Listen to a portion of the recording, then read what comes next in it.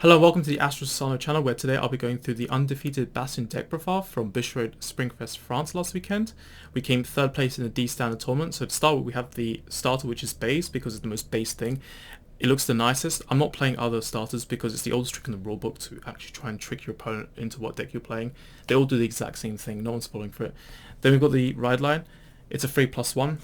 Then we've got Bastion because he's good for the Greed 4 because you need this in your soul so you can do a guaranteed restand play.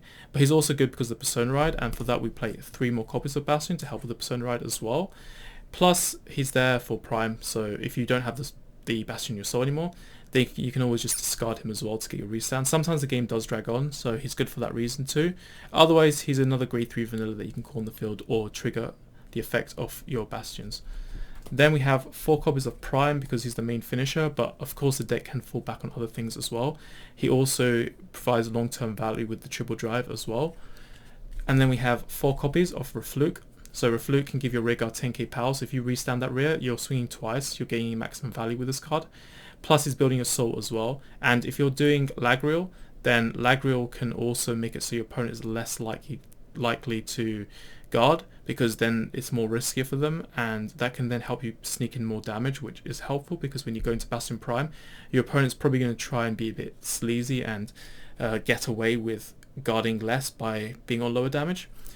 Then we have 3 copies of Darkstrain because again the soul from Refluke helps to feed this, and if you can just draw into 1 copy, then you can just go for a big play and put a lot of pressure. Whether it's your turn 3, you can rush them with this if you have enough grade 3s in hand, that is, and then you can put your opponent on high damage, or you can use it for your Bastion Prime turn as well, which would be good because you have the whole full field restand. So he's also just another alternative to lag roll, unless you're willing to use lag roll to discard your whole hand, but otherwise, yeah, you kind of want to go big with this on the Bastion Prime turn and keep your boosters in stand position, which would be very nice for almost winning the game, if not winning.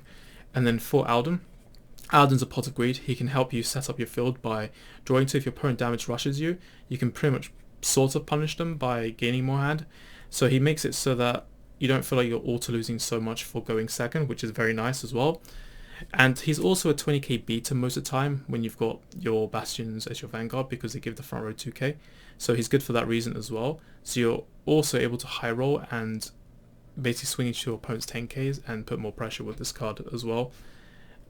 And also don't forget that when he restands, he stacks the 5k until the turn, so you can use his skill twice.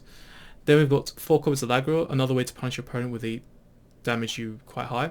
So very nice for that reason, but he also filters through your deck because you're doing more drive checks, so you can trigger your Bastions more easily because we do play grade 4s now, so the grade 3 Bastion can suffer by drive checking triggers, perfect guards, and grade 4 Bastions. So he's very helpful for extending into that.